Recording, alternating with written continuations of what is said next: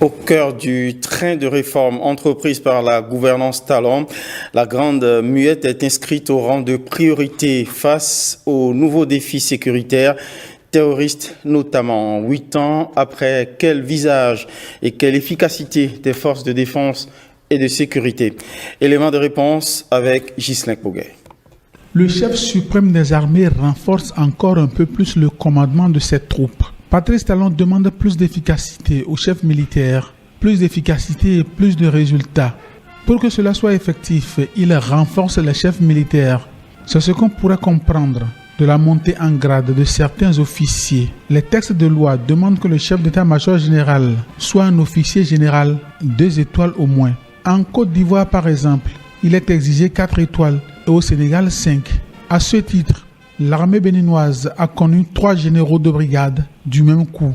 Le général Bertin Bada, le chef du cabinet militaire du président de la République, le général Abou Issa, le chef d'état-major de l'armée de terre, et le général Fructueux Baguidi, le chef d'état-major général des forces armées béninoises. Mais Patrice Talon avait déjà ouvert le grand chantier de la réforme en profondeur des armées béninoises.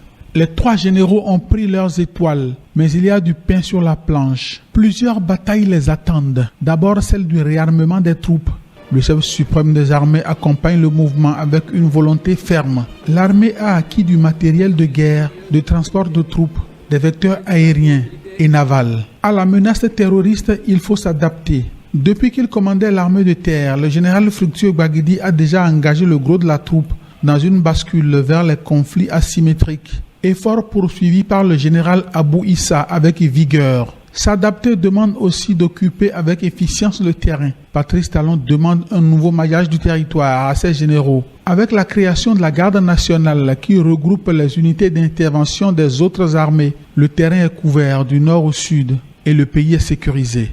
Puisque les frontières sont poreuses, des éléments terroristes font des incursions au nord du pays, mais ils n'arrivent pas à installer une base. Leur but ultime, la faute aux hommes qui sont debout et qui font face. Face à autant de succès, Patrice Talon les félicite. Vous êtes bons, a-t-il dit. Et pour renforcer tous ces acquis et maintenir la troupe et leur chef sur cette lancée, il renforce le commandement en nommant d'autres généraux. Les généraux de brigade Bertin Bada, Abou Issa et Fructueux Baguidi sont faits généraux de division. Le colonel-major Abdou Bakir Bachabi, directeur du cabinet du ministre de la Défense nationale, général de brigade, et le capitaine de vaisseau-major, préfet maritime du Bénin, Maxime Aouyo, contre-amiral. Une manière pour le chef suprême des armées de leur exprimer sa satisfaction et en même temps leur notifier qu'il veut plus de résultats de leur part. À grands pas, le Bénin se construit une armée de ses besoins, une armée qui se modernise en toute confiance, en toute maîtrise et en toute détermination.